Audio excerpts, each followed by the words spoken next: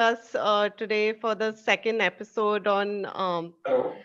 Ask Hello. Me Anything. Yes, Shubham sir. Good evening. And we have with us today for the second episode on Ask a Writer Anything. We have with us Rahul Pandit for this second episode in this series. And he's a journalist as well as a conflict writer, and with extensive reporting done from war zones, more particularly.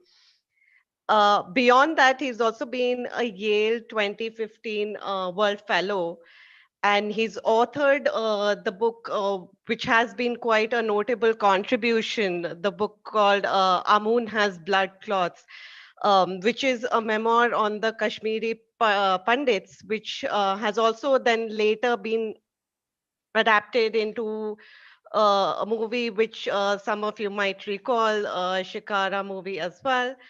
Apart from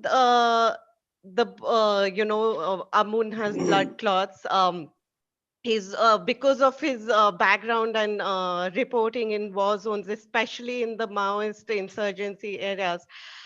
He's also authored two other books called Hello Buster and The Absent State. And he's also a regular contributor and editor to the opinion pieces in The Hindu, as well as the deputy editor with the weekly Open magazine. So it's good to have you here with us, Rahul. Thank you for joining us here with the second episode on trying to make a public platform and a forum for students to kind of engage with different practitioners and ask them about their field of work. So thank you for joining us, Rahul. And we'll probably start off, kickstart with taking some sessions either from the audience, or Richa and I will also perhaps pitch in with our questions, and we can have a discourse around it then. Sure. My pleasure, Mansi. Yeah, thanks. So I think Richa had a question. Richa, you here, right? Yeah, hi. Yeah, hi. So, Rahul, basically, I teach this class of BBA and IBM. And recently, we ended up finishing this unit on pandemic and philosophy. Is there a relationship between pandemic and philosophy? And interestingly, in my class, a lot of students were talking about that how literature and writers, or I mean artist, whatever the correct term would be, ended up giving a solace to a lot of people, to a lot of students. So I wanted to know your opinion, and this is something which actually have come from the class and the students as well, that while trying to, as a writer, when we all are trying to survive this pandemic, do you see that writing or literature can act, what is the role of literature or writing when we try to understand its role in a social reality, which is the pandemic which we are trying to survive? So would you like to talk a bit about it? I think, personally speaking, there's this notion that, one becomes a writer because writing is easy for someone, right? And the general conception is that, someone has a good vocabulary and someone has a way with words, and someone has a certain expression and one becomes a writer. Well, some of it may be true, but I can only speak for myself, and I know it's true for many of my fellow writers, that writing is most difficult for someone who is a writer, and we really don't want to write, but we find it very difficult, at least some of us, and but because we have a certain urge to say some things, and we observe the world in a certain way, and there's this urge to share that observation um, with others. What I try to do through my writing is, I call myself an eternal student of this country. I have a certain curiosity about world, which no literature taught me. I think it's just the the way I was born. And there's a certain Hindi word for it. I haven't been able to find a befitting word for it in any other language, but in Hindi it's called jigyasa, the curiosity. So through that curiosity, I try to make sense of this world. How does this world function? How do people function? What ticks them off? What excites them? What makes them sad?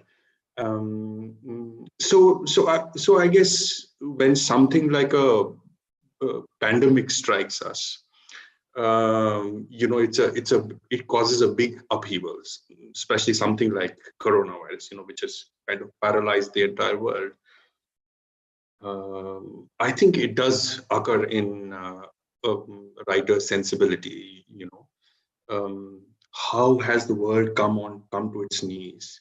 What is happening around you? How has it changed the life of people around you? More importantly, how has it changed your own life? And through the changes or upheavals in your own life, you're trying to make sense of the world for others as well. There's a certain trepidation, there's a certain anxiety associated with it. For example, I live with my father, and I haven't been able to have a meal with him since 19th March last year. It's an extremely difficult time, and when the pandemic struck us, I think for months and months I was just very anxious, and I was spending a lot of my time in wiping surfaces and door handles in bathrooms, just out of the fear that not for myself as much as for my father who's aged, and you saw what happened around you. So I think in short, when you try to make sense of the world around you, and that is when you write, right? In the middle of a pandemic, in the middle of a war, in the middle of an emotional upheaval, which may seem very tiny or insignificant to somebody else, but it means a lot to you, and you end up writing about it. And sometimes people who are going through similar emotions, or who have a certain understanding of these things, relate to it, and that is how literature is formed. Sometimes we get asked, who do you write for? It's a very important question. Do you have a reader in mind when you write? Of course, writing is also sort of industry, right? You write certain things tailor-made for someone. There's a lot of pulp fiction which has come in the last decade or decade and a half or so. A lot of it is tailor-made because from sales point of view that there's a certain audience for it, there's a certain readership for it, and then you tailor-make that so-called literature, so-called stories. But when I get asked the question, I think I write for myself, and it's like the good old ways in the school when the teachers used to say that kuch yaad karna, if you have to make sense of anything, just write it down. So I just write it down, and there's a certain expression when it comes in writing, and you do it. Sometimes it doesn't happen. Sometimes you have a certain thought in your head, and you think you will be able to express it on paper. It doesn't work sometimes, and it's very frustrating that time. But sometimes somehow some expressions, some words come together, and you make a sensible argument, or you make a sensible story. That is how sometimes people connect. For me personally speaking, there's nothing more to it, really. Yeah, I mean, I agree with that, what you just mentioned, Rahul, and something came to my mind. I was having this discussion previously when I was in Bangalore as well, and we were trying to document this process with the various scholars in that institution, the research scholars. what is that difficulty people face? Why is writing so difficult? I mean, it almost seems like something we've kind of been born and brought up with. I mean, we're exposed to the art or the craft of it, but yet when it comes to actually putting yourself in that spot and penning your thoughts or whatever it is and putting your words into paper, people actually find that task quite a daunting one. And something which came up in the discussions with those scholars was the idea that, writing as a task itself is a process of thinking. So through writing, you're actually thinking and you kind of editing your thoughts while you write. So, when you're writing, whether it's on your laptop screens or even on a piece of paper, you're able, you can either edit it out, you can cut some things down, you're kind of doing that editing process while you're writing, as opposed to just speaking to somebody verbally. Gestures do help or aid us a lot in kind of communicating our thoughts forward. But somewhere in writing, there's still that difficulty or that sense of dauntingness that's still prevalent today. Yeah, that's right. That's pretty much right, Mansi. That is, I kind of agree with that. Long time ago, someone when I came back, I spent a month and a half in Iraq, and during the war in 2003, and I came back, and I was invited by a media institute to talk about my experience as a war reporter. Um, and I've spent the last 22 years in going to extremely difficult areas, and these are the these are not ordinary experiences, and it takes a toll on you. And I had this thought with me that since I've seen so much, I will have a lot to say. And then when I began speaking about it, I realized that it's all coming together, and all the stories are finishing in pretty much 15-20 minutes. It's like one of those jokes in Hindi we used to crack. Ek tha raja, ek thi rani, dono mar gaye, khatam kahani, that kind of thing. So yes, it's very daunting, and speaking from the publishing point of view, it's a big challenge for publishers also, because as a nation, we think we have too many stories. Indians per se have a lot of stories to say. Our family structures are like that. We've gone through some interesting times. Somebody's grandfather has seen partition, somebody else has seen something else in Calcutta, etc., etc. So you think, as a part of family lore, as stories which you grew up hearing from your childhood onwards, you will be able to convert that into a novel or a memoir or something else. And these stories, mind you, are very interesting. So the biggest challenge, when you pitch that story as a book, the publisher is very excited for the story, because the story is very exciting. But from their experience, publishers know that what will happen eventually is that when the writer starts writing it, वो 5,000 word में वो बैठ जाएगा because he doesn't have the skills and he doesn't know how to express himself or herself. And the story will be over in 5,000 words. Then what? You can't possibly make a book out of 5,000 words or 10,000 words. You need much more than that. You need what in publishing parlance we call meat. The meat around the story. So that meat, coming back to your observations, that meat, when you start thinking and when you start building structure, it's like creating a parallel ecosystem in your head, right?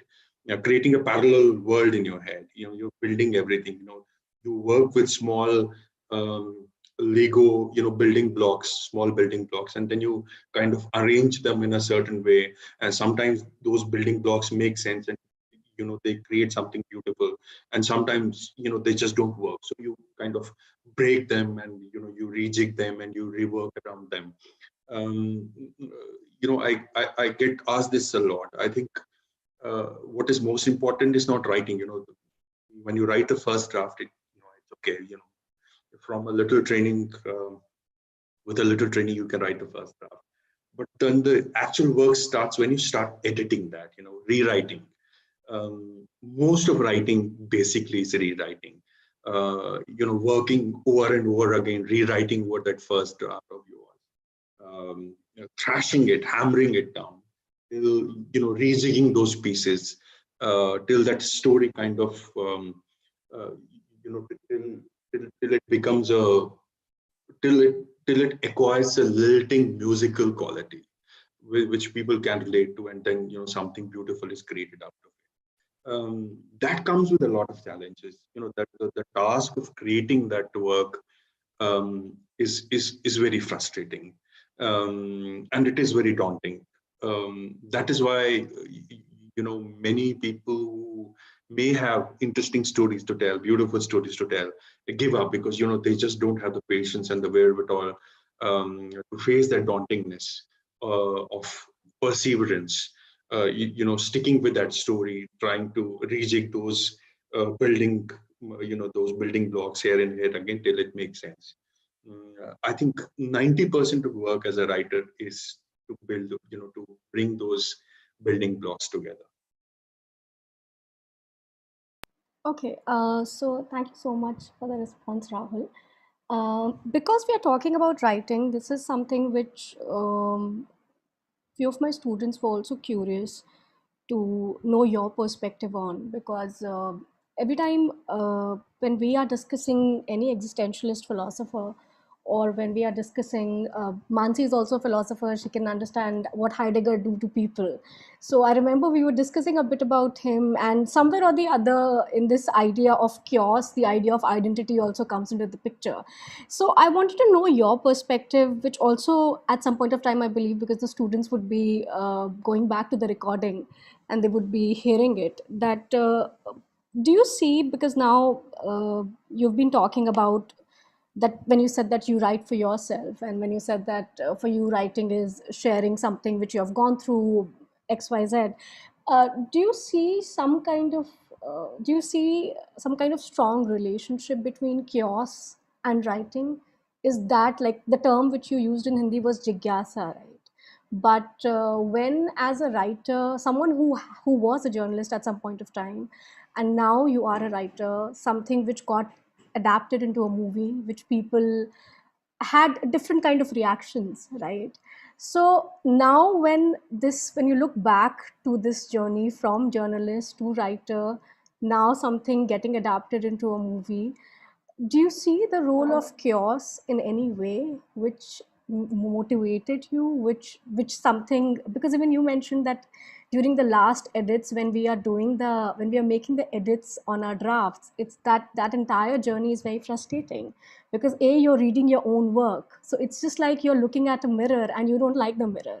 I mean, to be very honest, I don't like the mirror at all most of the time, because sometimes it makes you think how immature I can be when it comes to theorizing my argument. And then later on in the second stage, you send it to your peer and all other people. But how do you see this relationship between writing and chaos? Is it for you a healthy living, a healthy marriage, or you don't see any relationship between writing and chaos? See, even now, I, as far as my work is concerned, I think uh, I get asked this quite often. How do I see myself? What is my primary response? What is my primary identity? Is it that of a journalist, or is it that of an author? Um, I've always felt, when I look at my work and when I look at the volume of the work in hindsight, um, I always felt that I stand at the cusp of the border of writing and journalism. There's a very interesting phrase. One of my favorite writers, the American author David Foster Wallace, used to use for himself. He used to call himself a non-journalist journalist. I think that sums up, my volume of work really well. I'm not. I mean, I'm a trained journalist, but I have gone. I've always tried to go beyond the my training as a journalist to make sense of what you call the chaos around us. Um, and I think a lot about these things. Why did I go to Bastar, for example? I went to Bastar for the first time in '98 when I met the Maoists for the first time. I was just 22 years old. I just passed out, and why did I go there, and why did I stick to that place? Um, I think that comes from my own personal background as a as a Kashmiri Pandit who's seen a lot of chaos early on in his life. So when you see that chaos, then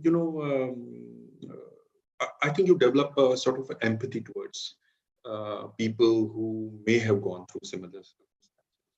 I think that's what I felt in Bastar when I went there for the first time. But to come back to your larger question, yes, even as a writer who may not have seen that kind of chaos, I have seen. But the overall responsibility or the overall work of a writer, as I see it personally, is to make the world is always in a moment. Uh, uh, there's this beautiful Urdu couplet by Mirza Ghalib, and it says कि है रात दिन गर्दिश में साथ आसमां हो रहेगा कुछ ना कुछ घबराएं क्या. So the world is always in a motion. You are going out on a run on 19th March last year. You attend a friend's birthday party, and suddenly you see Mr. Modi on television say, "Kal se Janta curfew hai ji." So the next morning, you wake up and you're used to hearing certain voices early in the morning, and suddenly you wake up, all those voices are missing. And in the next few days, you see, the stray dogs have just taken over the roads, and after a month or so, they think that, now they are the owners, where humans used to dwell in the night, eating ice cream, having ice cream with families, and suddenly there's no one on the road, right? The dogs have taken over. So, there's always this motion around us. So I think the primary responsibility or the primary job of a writer is to make sense of that. I live in this apartment, and I sometimes, the observation, I just come out and, I see someone, I don't know the family, how things are in a city, we don't know your neighbors, but there is someone, who lives in a tower opposite mine. And there's a young lady who comes out every day at 7:30, instructing her house help to clean the windows in a certain way. And that's the time I usually sit in the balcony out with a cup of coffee, and I haven't seen her in the last 2 days. So now I'm wondering what has happened to her. Maybe she's out. I mean, it's a normal thing, but suddenly, there's something missing. There's some motion of the universe has happened. So as a writer, it's a very small thing, but sometimes you try to make sense of these. There's this really extraordinary line by Albert Camus in one of his books, The Outsider. My mother died yesterday, or was it day before? I think a lot about this line. What kind of, apart from the, the chaos in that man's life, you have to be a certain kind of man to forget your mother's own death, whether it was yesterday or day before. So that's how you but that's that kind of man exists. I know those kind of people, and I also know kind of people who can tell you the exact date and time of their mother's death, which has happened 50 years ago. So as writers, your primary, where do you get your so-called material from? And sometimes it's a very cruel thing to do. There's this I don't know whether you've seen this or not. There's this wonderful documentary on Netflix on this American writer called Joan Didion. what is it called? The center does not hold. It's a passage from one of her books, and she describes her life in California as in the late 60s. During the Mardi Gras, etc., etc. And the interviewer asked her, "So, what did you think of that material?" And that material is very cool. That material is a tragedy in somebody's life. But as a writer, she cannot hide her glee at the memory of that, the richness of that material. And in all honesty, she says that material was gold. Um, so as writers, you're constantly struggling with that idea. What to do with that material. Now, it's a small observation from my balcony, but I've already imagined 50 scenarios. So what has happened to that young woman? Is she okay? Has she gone out somewhere? Is she down with COVID? Because we have had 6 cases in the last 48 hours in my society. So you try and make sense of this constant chaos around you, and this chaos doesn't have to be the chaos the way you and I understand it. Somebody doesn't have to die, or that zaruri nahi hai ki bahar firing or tanks chal rahi, but small changes in the environment around you. That's motion, that's chaos in some way or the other. So I think as writers, you're constantly struggling with that material and how to make sense of it. Yeah, that's great on that idea of materials for writers. Another thing came to my mind regarding, of course, you also write from your experiences, right? Not just observation, but also your own lived experiences and documenting those experiences. And on another note, there is a thought process which would like to see the work by an author, for example, like you, your work to be independent of the writer's lived experiences or personal narratives. I mean, what is your approach? Do you think your own personal lived experiences or their documentation, do you think that's exclusive from your contribution in form of your books, etc., or the scholarship? Or do you think they kind of coincide? This approach works in 2 different ways for me, depending on the story I'm following. Sometimes it is very important as a journalist to keep yourself away from the story, so that the spotlight is not on you, on your lived experiences, but on the characters of the story you're following.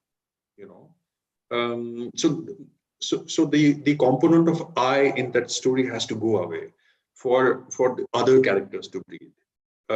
That's one approach, and it works in certain stories, and certain stories demand it. Um, but there are some stories where I've never shied away from. In journalism, it's technically in journalism, in hardcore journalism, it is frowned upon. The concept of I in a story. If you're writing for a newspaper, you have to write 300 words or 500 words or maybe 600 words. So you better focus or concentrate on the subjects you're writing, the characters, to give them a breather. Because if you put your eye into it, then the whole space is hogged by you. So that approach works for certain stories. But I have never shied away from, since I mostly do long form, I've never shied away from putting myself in stories as a, because when coming back to the idea of chaos which we're discussing, when you're observing that chaos, when you are trying to make sense of that chaos in this universe, you also become a part of that chaos. So it's very dishonest, as far as I'm concerned, to detach yourself, to surgically remove yourself from the story, because in certain circumstances you become a part of that story. And your lived experiences, or what you observe and how you say it beyond the scope of hardline journalism, has always been important. Um, uh, I mean, I can give you a couple of examples. I was in Kokrajhar, for example, in the, I think in the August of 2011, there was a ethnic violence, terrible ethnic violence between Bodos and ethnic Bangladeshi immigrants. Um, and I was roaming around, and there were dead bodies coming up all the time from rivers, because there were massacres happening all over, all around us, and and I got to speak to somebody in a refugee camp, in a temporary refugee camp, and someone told me of this village called Dhuramari, where two children had gone missing, uh, of a Bangladeshi family had gone missing. And their parents had come out, their family members had come out, but those two children had gone completely missing. And they couldn't go back there because there was violence all over, and there was curfew, and that village had basically been ransacked and taken over by the Bodos. So I remember Prime Minister Manmohan Singh was there, and he was visiting one of the camps. And 5 or 6 of us journalists, local journalists and people from Delhi, we were waiting for him, and then he came out and we shouted at him, and the journalist thought that we'll ask him about the situation. So when he came, I just asked him, and Tarun Govia was there, some chief minister, and there were a lot of other dignitaries there, and I basically asked him, I just I just couldn't hold myself, and I said, I got news that 2 children are missing from Dhuramari, and we've not been able to track them. So can you tell your government, because it's your government and you're the prime minister, can you do something about it? So people around them, Tarun Gogoi was getting very nervous, because it's a PR disaster. Some journalists coming in front of the prime minister and saying the 2 children are missing. So luckily, the army commander of that area was with him around that time. He said, the name of the village, let me take you, let's go there right away. And we went there.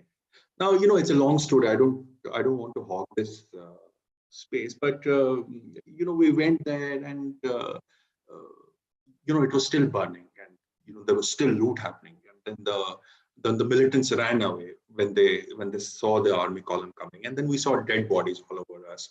And I saw this old man who was sitting in one corner of the house, and he was very old, and probably he wouldn't have been able to flee, and he was burned down. I mean, he was dead and burnt like this. When I came out, I saw this one CD lying there, an audio CD lying there, and there was a footstep on the CD.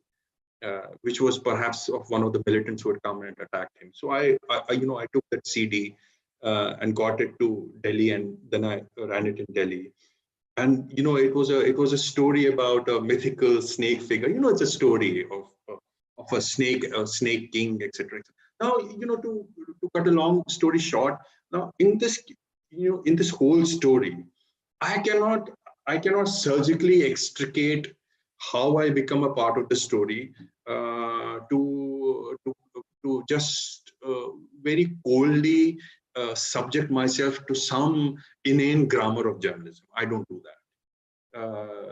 Just because someone has said that, oh, no, you should put your eye behind this, and you should not hog the limelight. I'm not hogging the limelight of these people. I'm trying to tell the story.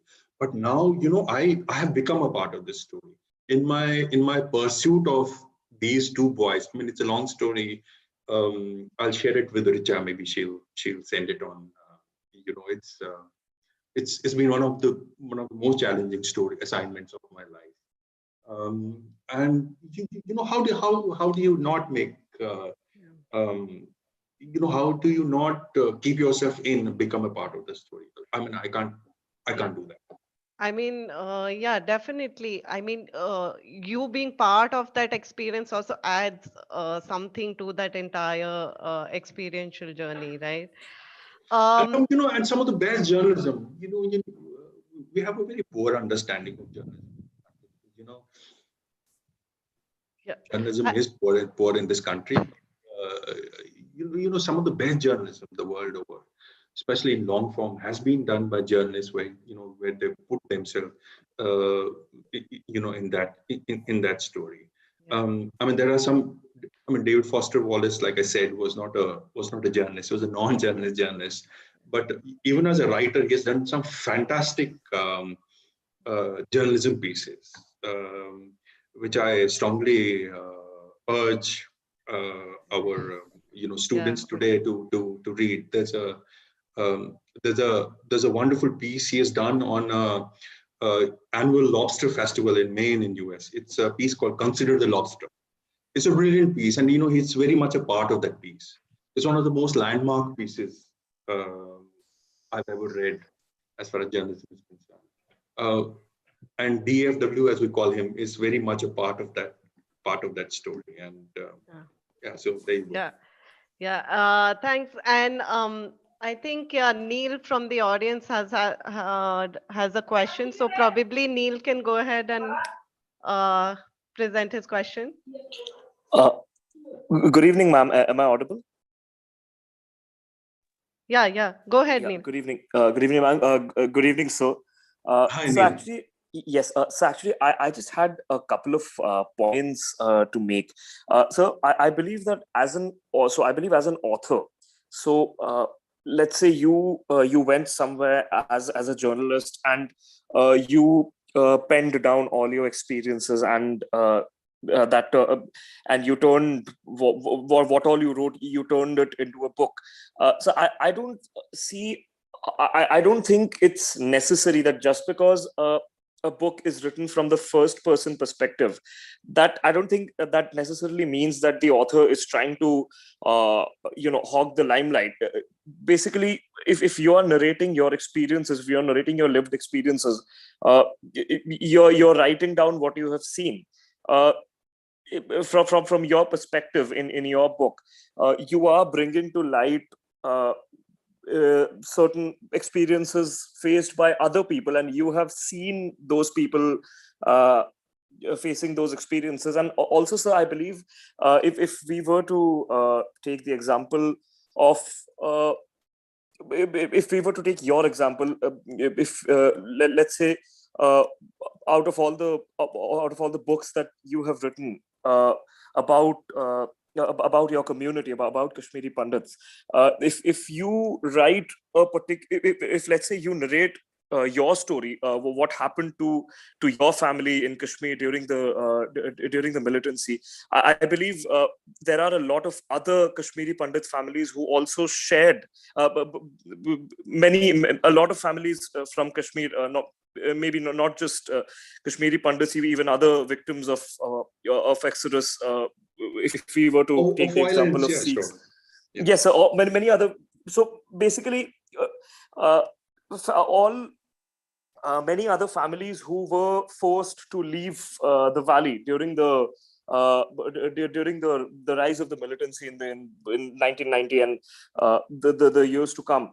I believe if you simply write down, if you write a book simply narrating, where you are just narrating your own experience, that also is representative of because it's a shared experience, because a lot of other families, mostly Kashmiri Hindus, of course, but a lot of other families shared the same experience, shared the same trauma. I believe even one person's story is representative of a lot of the suffering of the community at large. So if we were to take the example of this one book, I'm so sorry, the Lives of Others, written by the author Neil Mukherjee. I happen to share my name with him. In the prologue of the Lives of Others, he gives a short story of a man named Nitai, he's a poor farmer, and he's a peasant who is exploited by the cruel zamindar, and his family is starving to death, and he's completely destitute. He's in a helpless position. All he can do is beg, and still even the zamindar is refusing to show him any mercy, and he is left with no other option but to kill his own wife and children. Uh, so that, I believe, that one story, even if Nitai is a fictional character, that one story of Nitai is representative of the stories of a lot of peasant families during, let's say, the mid 1960s, the time period, the time period immediately preceding the Naxalite uprising in West Bengal, which is the state where I belong to. So yes, that was the point I wanted to make. No, that's a valid observation. I think when Rich and I and Mansi, were discussing, we were just discussing it in the strict purview of journalism. The way we understand it.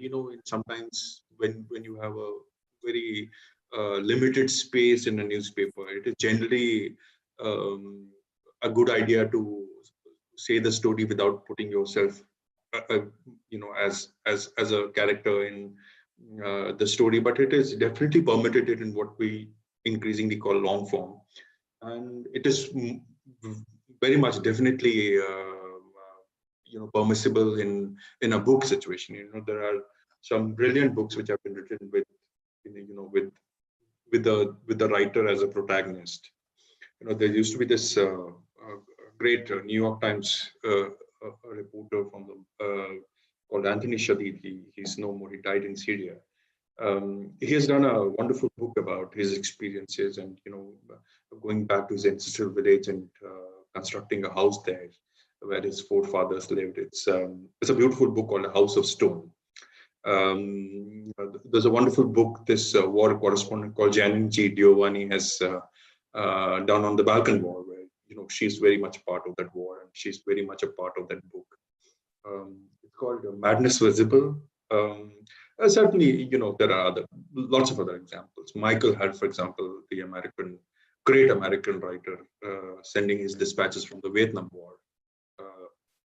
The book is called Dispatches. Various examples. So it's very much permissible, and I think people, authors, when they land themselves in such situations where where they think they become a part of the story, they should definitely do it.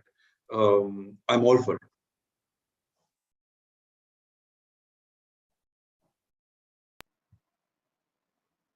Okay, so Rahul, there's one thing which we were discussing in the class and which the students wanted me to know your opinion on. Um, and you have all the liberty to not respond to this question if you don't feel like. Not many people, not many of my students have read Our Moon Has Blood Clots, but many students have watched Shikara. Okay. And they happen to be in dual mindset when they were watching the movie, because as one of my students said, that he couldn't sort of like figure out whether the writer was just interested in painting Kashmir, or because the writer is not saying that this is right, this is wrong, these people are good, these people are bad. There's this term, right? And there's this term which we use in philosophy, like that to what extent circumstances and choices are related to each other. It's like glue and paper.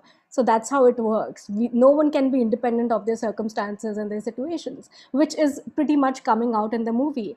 And this is something which a group of students wanted sort of like to make me the mediator, and wanted me to sort of like ask you that, do you see that, especially when you are talking about a community which happens to be your community, and from what the students could gather, you do have echoes of belongingness, if not very strong idea of belongingness.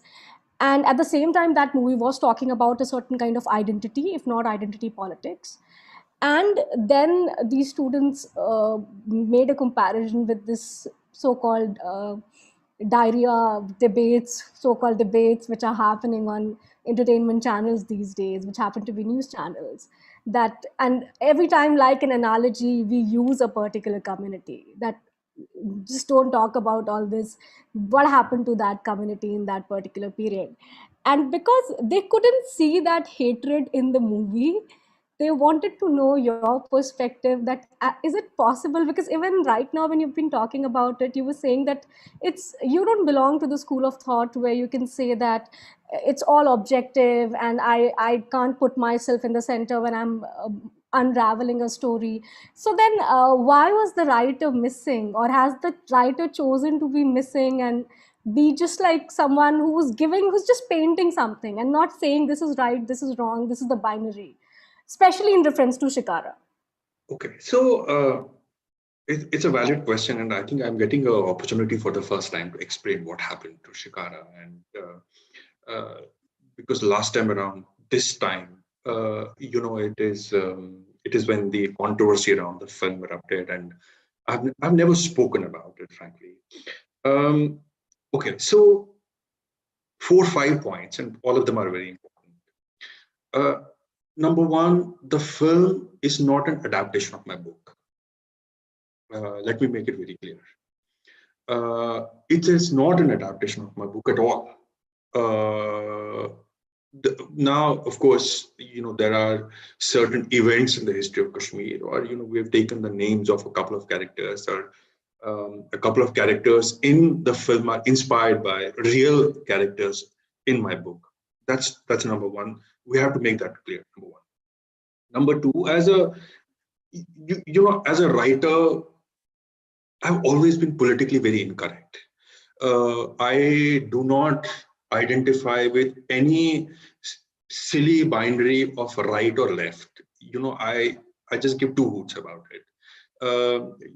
This friend of mine, Neelesh Mishra, used to say, and it's absolutely apt. He used to say that I prefer a label on my forehead than blinkers on my eyes. This is what I believe in. Now when Hello Buster came out, people called me what in today's parlance would be called an urban Naxal, right? When Our Moon Has Blood Clots came in, on Twitter, all kinds of barbs are put at it, and it's occupational hazard. Now people are calling me closet Sangi or whatever, all these fancy terms are there. Now, as a writer, I do not bother about these. I have to say something. I'll say it. Absolutely, I do not have any patience for political correctness. I think a lot of damage inflicted on this country today is because of this political correctness, and because people belong to these cozy echo chambers, and all of them speak the same language, and all of them have same views, and they're not open to any counter view. And if somebody else has a view different from theirs, then you become the enemy. I never believed in this. Now, if anyone has read Our Moon Has Blood Clots, he or she will understand that I have not compromised on my story anywhere. Now, I get accused a lot that you're not letting the wounds heal because you're constantly telling your story. You're constantly telling what happened in Kashmir in 1990, and it is becoming detrimental to the healing of so-called wounds between the two communities. To that, I say that if those wounds have to heal at the cost of my story, and if it prevents from me from telling my own story, then I don't want those wounds to heal. The wounds have to definitely heal, but they don't have to happen at the cost of my story. I will always keep on telling my story, no matter whether it heals the wounds or not. Doesn't matter. Number one. Coming back to Shikara now. When I was writing Shikara with Vidhu, see, it is Vidhu Vinod Chopra's film, right? In the film, how it works is that the film is ultimately the vision of a director. Whether you agree with a certain vision or not, as a writer, you have to make your story work around his vision. Now, of course, I believe in that vision. It does not run contrary to my vision. It does not compromise in any way with my story. But when we were writing this story and when we were shooting it, we were a little conscious of a few things. I must tell you this. The main consciousness stemmed from the fact that two things happened. Number one is that writing a book in this country is completely different. A book in English, um, even if it is a bestseller, maybe 100,000 people will read it, 200,000 people will read it. But the film is mass media. There have been 20,000 Gandhian institutes working in this country for the last 70 years. They have spent millions of dollars, perhaps, to propagate Gandhian philosophy. And suddenly there came a film called Lage Raho Munna Bhai. And suddenly, one film popularized the idea of Gandhigiri so much. All these 70 to 200 institutes have not been able to do that in the last 70 years. So cinema as a medium in this country is extremely popular. Now, there's a certain polarization right now. There's a certain hatred in the society right now. It's getting magnified by social media and all these violent WhatsApp which land with rose and good morning every day in our mobile phones. Now, when we were making this story, we were very extremely conscious of the fact that कोई आदमी ऐसा ना हो कि जो लखनऊ में story देखे, film देखे, और बाहर जाके लोगों को चाकू मारना शुरू करे. ये हमारे जहन में था. So we didn't want to do that. Number one. Number two is that after 30 years, we thought that through this story, through this beautiful story, now it's set in Kashmir, and we don't have to describe those things in words. We have to show it. Let's keep the hatred a little away. Let's at least send one message of reconciliation, of love, without compromising on the overall story of the Exodus. Now, if people who have seen that story, they will realize that it is depicted, it is mellowed down a bit, definitely. But it does not compromise. It does not say that everything was gung-ho between the two communities. Of course, there were friendships, as we describe in that film. I mean, in my own book, there's a great friendship between my now dead brother Ravi and a guy called Latif. Those friendships existed, but at the same time, there's also a villain called Haji Saab, right? So that Haji Saab is also there, the villain is also there, the militant is also there, the army is also there, the Kashmiri Pandit is also there. But we definitely wanted to mellow it down a bit so that the people get a little breather. And I think we have been extremely successful in doing so. We know of people, because there was a lot of right-wing propaganda against it. A young lady was propped in a certain cinema hall, and people were recording, and without watching the film, by certain sections of the right wing, they say, "Oh, this film is a flop," and all kinds of stories were manufactured around it. So no, it's a film of the so-called love jihad. The Kashmiri Pandit woman runs away with the Kashmiri Muslim. That is what they've seen. That is how they murdered the story. So people formed an opinion without watching that film. But people who have watched it, we have had testimonies from Jammu, where usually in Jan, Feb, a lot of Kashmiri Muslims are in Jammu because of Darbar Mu, and because it's harsh winter, so they come, and because there are no cinema halls in Kashmir, they like to watch a film whenever they get the chance, and they came out of curiosity to watch this. And I have testimonies from people. When some people entered cinema hall, they came out crying because a lot of people can identify with those stories. So I think then, as a filmmaker, you have a certain responsibility as a filmmaker. Then I think as a filmmaker, Vinod has done a wonderful job. I was skeptical a little. A couple of places at his vision, but in the hindsight, when I look at it, I think it's good that we trusted his vision and we created this beautiful. I mean, it did not work. It is not a blockbuster, right? But as a co-writer of that film, I'm extremely proud of that film. And but coming back to I've never compromised on my story. Never. No, That is not going to happen. I mean, I completely share that idea with you about the visual medium having a different kind of a mass appeal, especially in a society like ours.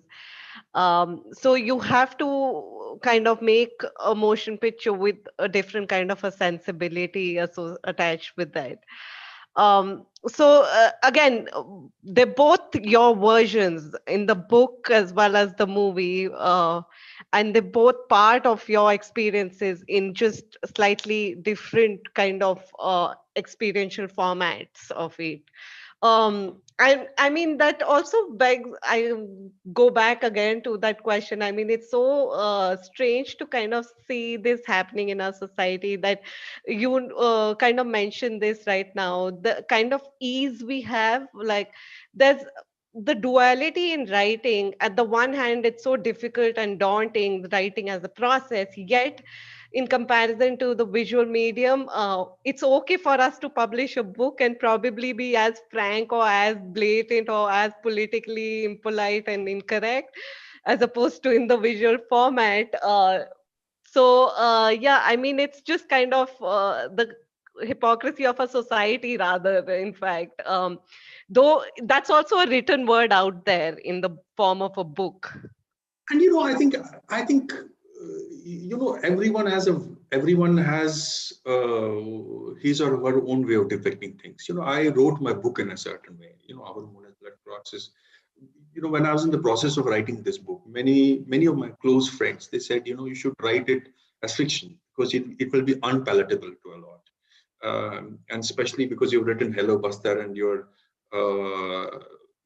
are popular among a certain section in the JNU. Now, these people will come after you because, you'll come different, you will tell a different story they may not agree with. But then, you're being dishonest to yourself as a journalist, as a writer per se. And the other thing is that, now the film, for example, is a certain man's vision. This is Vinod's vision, or partially my vision. But we are not stopping anyone else from making a film. In fact, after my book came out, I've been encouraging a lot of people from my community, for example, or among Kashmiri Muslims, among young Kashmiris. Say, please tell your stories. How many movies have been made on Second World War? How many movies have been made on the Jewish Holocaust? There are different ways of telling the same story. There's a Schindler's List. There's also Life is Beautiful, where you do not see a single killing anywhere. And there's a Schindler's List which goes completely, it's a very different kind of film. So maybe from a Kashmiri Pandit perspective, we made a Life is Beautiful. But we're not stopping anyone from making a Schindler's List. Go ahead. If someone wants to make a Schindler's List, and if they think that that is the need of the hour, and the story has to be told in a certain way. The story has to be told where you show how people are being massacred on the streets, and there are 1 million people out on the street baying for the Kashmiri Pandit. Please go ahead. These are all true stories, and if that is your vision, please go ahead. No problem. But just when you, all I'm saying is that when you dabble with a medium as expressive as cinema in this country, I think that there's a little responsibility that comes with it. So please keep that responsibility in the back of your mind while you're exercising your liberty to make a film in a certain way or tell a story. That's all. Yeah, definitely. And I think Yashaswini has a question. And Neil also has a question. Yeah. So maybe Yashaswini, do you want to present your question? Mansi, she has written it. Yeah, or I can just read it out. Yeah. Is it possible to bring discipline and routine in writing? Is a cliche about movie writers valid and acceptable? Additionally, how does one overcome a slum? Rigor of law school. How should we be professional? Yashaswini, I wish I had answers to these questions. As a writer, I struggle with these questions every day of my life.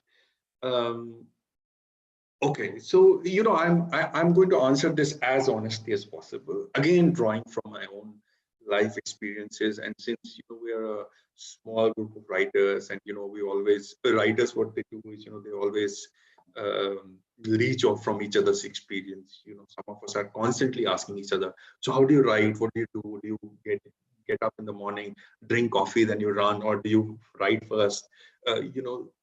Different things work for different people. Some people say, oh, the morning pages, the first thing you should get up and you write, and there's a certain freshness in your mind, and you have had certain dreams in the night. Those are vivid, and you should write. My friend Rekha Bhardwaj, for example, the great singer Rekha Bhardwaj, is a very strong advocate of this. She says that morning pages, or the morning riyas, as she calls it, are the best. I think different approaches work for different people. I know writers who are morning people. They get up early in the morning at 4 o'clock and they write. Some people are night animals. They only write in the night, in the stillness of the night. Some people work best from 3 a.m. to 5 a.m. But I think what is most important in all these stories is not to wait for any mood or inspiration to come your way, because that happens very rarely in my experience. Hemingway used to say that writing is very easy. You sit in front of a typewriter and wait and type till blood appears on your forehead. I think it is true. This famous writer Rembrandt used to say, in the context of painting, of course, but I think it holds true for writing also, Yashaswini, that he used to say that not a single day without a line. So the best writers I know and I have worked with and I am friends with, they all have a certain routine. They all sit religiously on the table, on their laptops, in front of their notebooks. Whether something comes to them or not, they just sit there, and they have that kind of discipline. You'll be amazed to know Gulzar Saab, for example, a very rich and versatile poet, writer like Gulzar Saab, who doesn't have to prove anything to anyone. Every morning without fail, he sits in front of a table, and he has an open notebook in front of him. Whether words come to him or not, he takes the time to think and to write. So I think that is very important. You carve out. It's very difficult also, because if you read about the life of some of the greatest writers in the world, V.S. Naipaul, for example, he's God to me. Sir Vidya is God to me, and I don't think any writer has made a stronger impression on me than Vidya Naipaul. And if you read about it, you should read his wonderful biography written by my friend Patrick French. And when you read his biography, a couple of things come across very richly in that story. Number one is that a certain belief in yourself as a writer. Also, the extent to which he goes in order to write. So in some ways, writers have to be extremely selfish about their time. So sometimes your family suffers, and a lot of other things suffer. Friends are expecting you, and other things are expecting you, but you take out that time religiously and you sit for those 4 hours. Writers, people who have the strong urge to write, take out time in most adverse circumstances. There have been struggling writers who have, coming back to your rigor of law school, who have done 2 jobs, one in publishing house, then waiting tables at a restaurant, then come back, then before sleeping, taken out 2 hours to write every night and come out with great works. I know of moms, great writers, who send their kids to school at 8 o'clock, and then from 8 to 12, they sit on the dining table next to mangoes and papitas, and they write till their kids come back home and the house is filled with sounds and cacophony.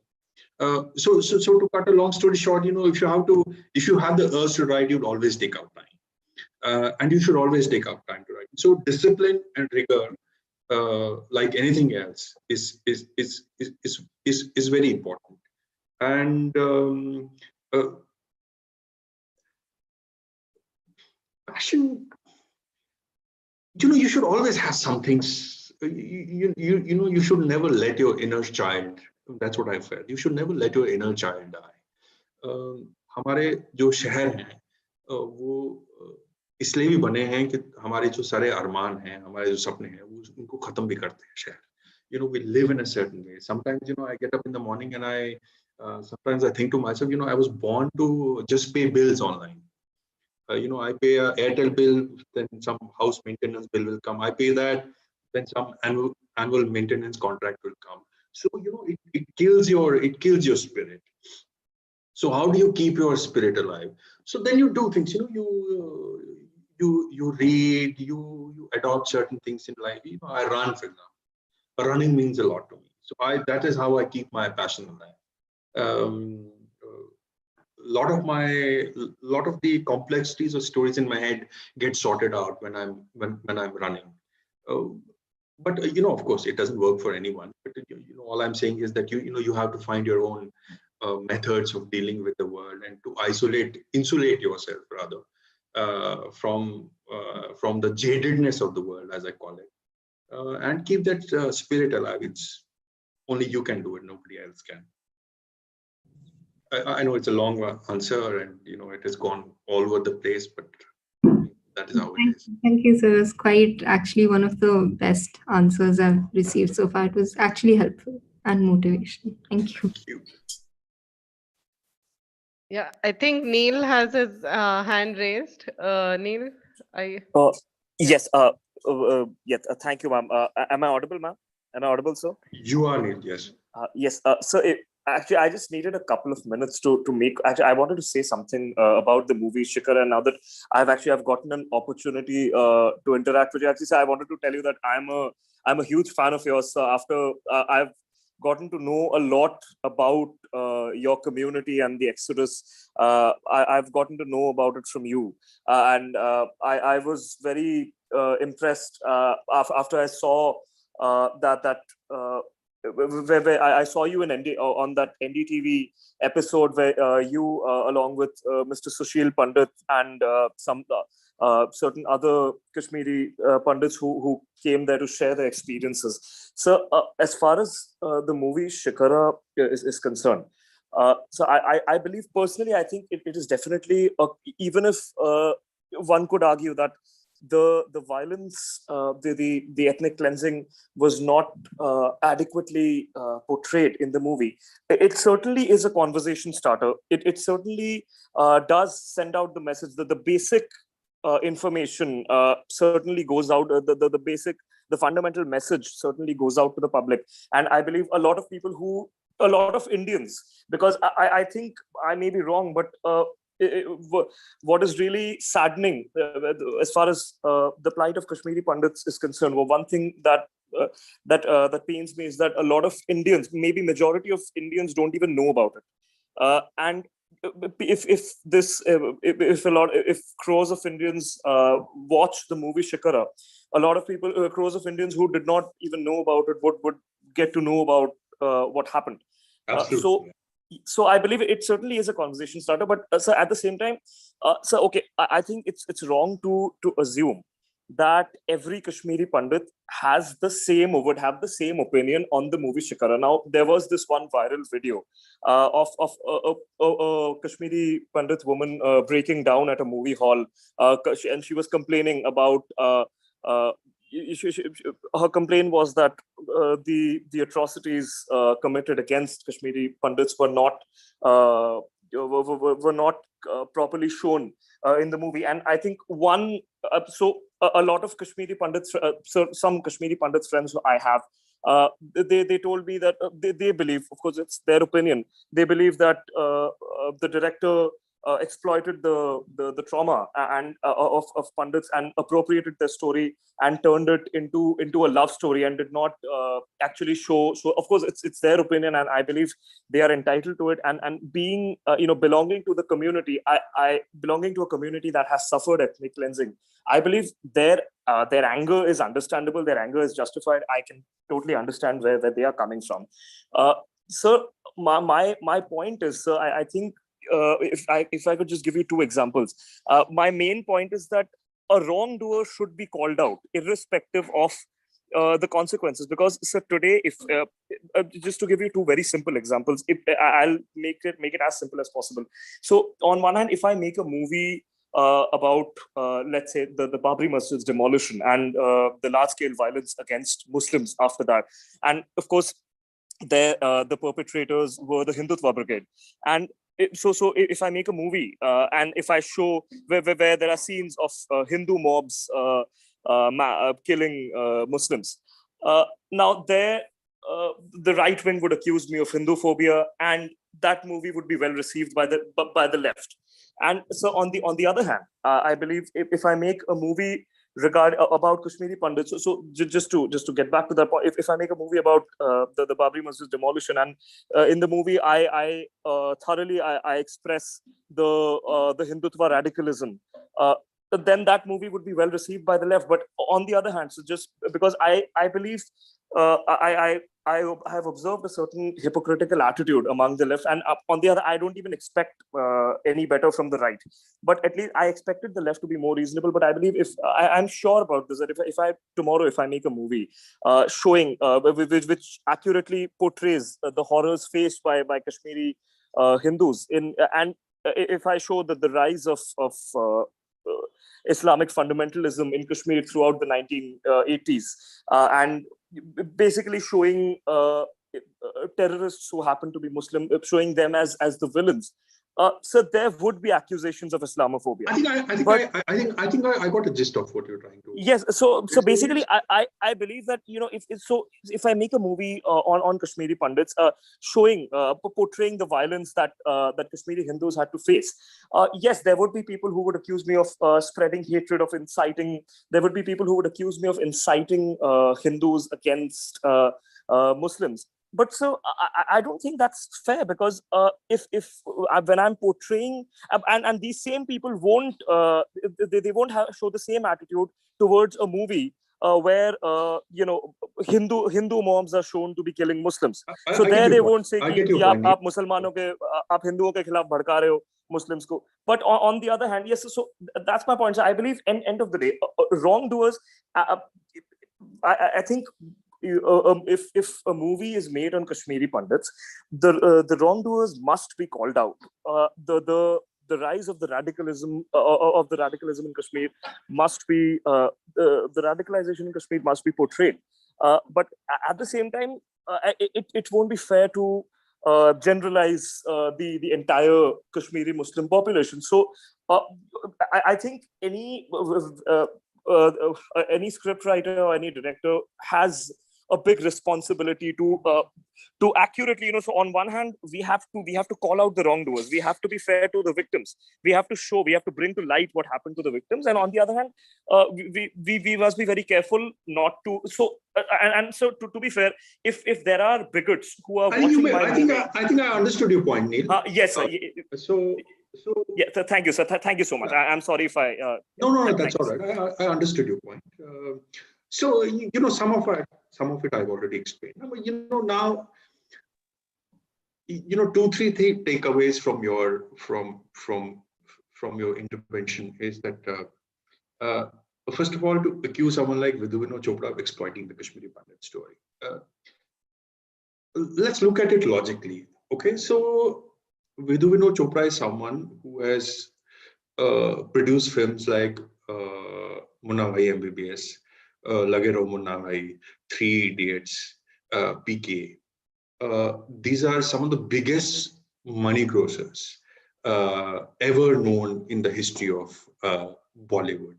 In Chinese market alone, forget the Indian market, they've done business worth hundreds of thousands of crores rather. Now, for someone like Vidhu Vinod Chopra, who is in his 60s now, to make a film on Kashmiri Pundits and then to exploit it for money is laughable.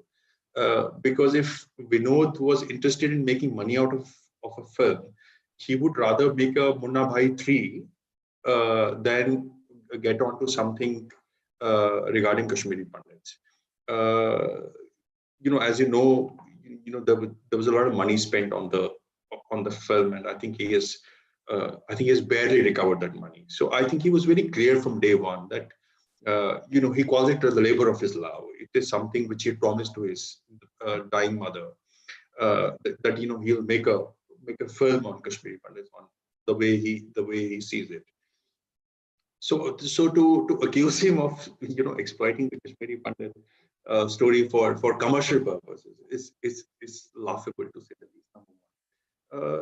Number two, I've already mentioned that that particular lady who came to that premiere and created a ruckus of sorts, and without applying their own mind and doing their own inquiry, after watching the film, whether they like it or not.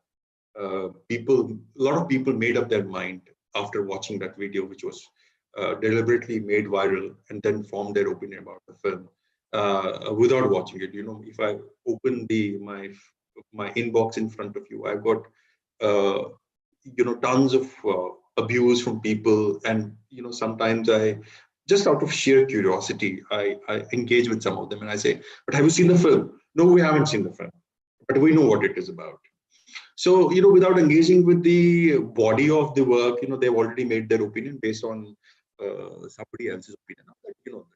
Whatever her reason is, let's not get into those details. But she's entitled to her opinion. But to make your own opinion based on the opinion of someone else is very unintelligent, to say the least. Now, coming back, the rest of the concerns I've already answered. Like I said, of course, one of the weaknesses of the left in this country has been to cherry pick certain events and to completely whitewash other events. That is that's one reason why we are in a lot of mess today, because the absolute abdication of responsibility by left in this country is unpardonable. And I think at some point in time, when history bears witness to their role,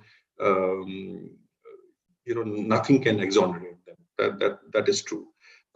But like I said, it's this film was made in a certain way because it is a vision of a certain man. Others, of course, you mentioned Babri Masjid, of course. One of my all-time favorite, the best film I've seen from Indian cinema is a film called Hey Ram by Kamal Hassan. It's a great film, and again, it does not. It's not a politically. I mean, there are some larger messages, but it's not a politically correct film. The violence as it happened during the partition, and some of the most powerful scenes ever done in Indian cinema, I believe, are from that film. So like I said, it's just a beginning. As an experiment, there was a certain vision with which we wanted to approach this film, with a certain sensibility, with certain concerns in our head. Now, everyone else, there are filmmakers, there are right-wing filmmakers. They're getting a lot of awards these days. They are most welcome to make film, and some of them are. When they come out, Vinod or me, we're not going to go to a cinema and plant someone and say, "Oh, this movie is bullshit." So people are entitled to their own opinion. I urge them to go out and see, and those films will do good or bad according to their own merit. This film had a certain purpose, Vinod, and I think that this purpose was served. Whether it is a commercial success or not, that is besides the point. It's not a commercial success.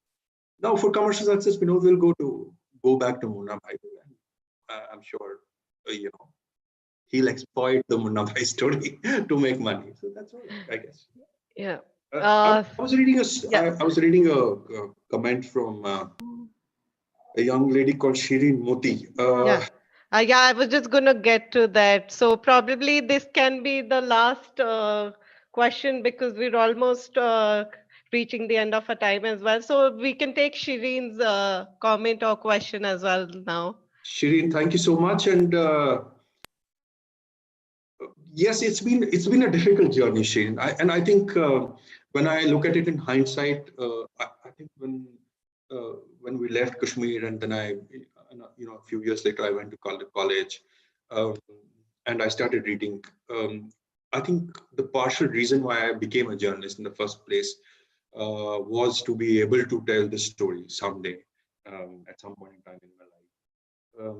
But early on, as when you start, your language is raw, and you don't have the necessary tools to tell a certain story. And then in the middle, what happened is that I got subsumed by other stories in Bastar, and I thought those are more important stories than my own stories. And I went there and I spent a lot of time there. And my two earlier books, which came before Our Moon as Blood Cross, deal with, to come back to our first question, the other chaoses of this universe. And then, when I found myself equipped to tell my own story, then I kind of revisited the story. So, I think all my young adult life, I've been preparing in some way or the other to tell this story. And it's been a very difficult thing to do. It's one thing to deal with the chaos in other people's lives, because you are your focal point is somewhere else, and your loci is somewhere else, and you're watching it from a distance, and then perhaps you get subsumed by it. But in the process of writing Our Moon as Blood Clots, I remember giving up several times, because there were certain stories or events in my life where I had to practically wade through patches of darkness, as I call it. But I think it's due to a lot of efforts by my editor Meru Gokhale, who kind of handheld me several times in that journey, and she said that I have to do it, I have to do it, I have to do it. And both Patrick and Meru, they kept on, kind of pushing me towards the story, and then I kind of struggled through it. And finally, I did what I did, and people like you find it beautifully, because most of us, it's my story, partially my story, but it's the story of most of us. That's why it has resonated so much with people. All of us know people who have died. All of us know people who have lived in refugee camps. Most of us have been people who lived in those 10 by 8 rooms, as I mentioned in my book. So on those notes, the story has resonated with a lot of people, and they think that it's their own story. Outside the Kashmiri Pandit community, it has resonated because I think Mansi made a point earlier that Neil made a point earlier that not many people outside Kashmir knew about what was happening. So I'm still getting a lot of responses. The book came out in 2013, and it's been more than 8 years now. But even now, we're getting messages from people who picked it up late in life, and they somehow came to know of it, or they've read it in other regional languages, Malayalam, Telugu, etc., and Bengali, Marathi, and they're completely shocked, because they never knew the gravity of the seriousness of the situation. Of course, they had read in passing that something happened in Kashmir and the Kashmiri Pandits had to leave. But the overall sentiment of those stories is that we had absolutely no idea what happened to you guys. That the severity of it, we had absolutely no idea. So for the first time, we have been able to kind of connect with the stories and able to understand what happened. But it's true for many other. For example, Hello Buster, my book. No, people in city, they're JNU is a different thing. JNU people are educated and they know a lot about Naxalbari and what happens in Bastar, etc. But people around us generally, ये Naxal क्या है? ये Naxal है, कोई CRPF मर गया. Who are these people? And then they realize, oh my God, this is something else. when I wrote, I'm just ending with this small thing, and there's a young couple based in, they're Indians, but they're based in US. They read my book, Hello Buster, and they wrote to me. They said they were so moved by the story that they went to Chhattisgarh, all the way to Chhattisgarh, and adopted a baby child from Buster, from one of the orphanages. And the couple, the family is on my Instagram, and it gives me immense pleasure to see that away from the darkness of that part of the world, the baby girl is doing fine. She's big enough to go to school, and she colors a lot, and she spends a lot of time in parks, in today, in COVID situation. So sometimes, these small things sometimes makes all the effort. Those 14-hour bus rides from Raipur to Dantewada, where you're down with fever, and your mom shawl over you, and you're shivering, and somehow you're making to Dantewada after 14-hour journey. So small things like this makes it all worthwhile, I guess. Okay, so because I have to conclude the session, so I think as someone who is learning to I feel that at the end of the day, the purpose of doing Ask a Writer Anything was not only to bridge the gap between writers and what people and what students had, that different kind of questions, but from my perspective, Rahul's idea was the only idea which came to my mind, and I contacted him, and he was generous enough to affirm. So I just feel that people write because they like to make their ideas immoral in some way or the other. And Rahul's idea has been immoral in many ways. Either it's through different books or through the movie which we have seen recently. So Rahul, once again, on the behalf of Clip, as well as on the behalf of Mansi and myself, on the behalf of all of my students, we would like to say thank you to you for taking out time. Technically, it was supposed to get wrapped up at 7, but I think it's 7:40, and we are still discussing some things here and there. No, it's been a pleasure, Richard, Mansi, and Thank you so much. Thank you so much, Rahul. Yeah. Excuse me, ma'am. Ma'am, actually, I wanted to. I wrote this text message on the chat box. Unfortunately, it couldn't get posted. Rahul, sir, if it would be great if you could just spare 5 minutes of your time. I wanted to speak to you personally about something, and because this is the only opportunity I've had to get to interact with you. If it is fine with you, so it would be great for me.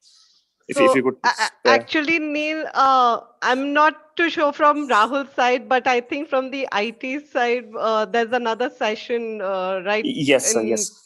a minute or so. So probably you can either contact you can take Richa my or email myself. ID from Richa, Yeah. Neil, write to me, and we'll get in touch. Don't worry. Yeah, either Richa, Yes, through Richa or myself, you can get connected to him. Yeah, right? let's do that, Neil. Yeah. Yes, sir. Thank you so much, sir. Cheers. Thank you so much. Cheers, Neil. Sure. Thank you, sir. Thank you. Bye, guys. Bye. Thank you, everyone. Thank you, Rahul. Bye. Thank you.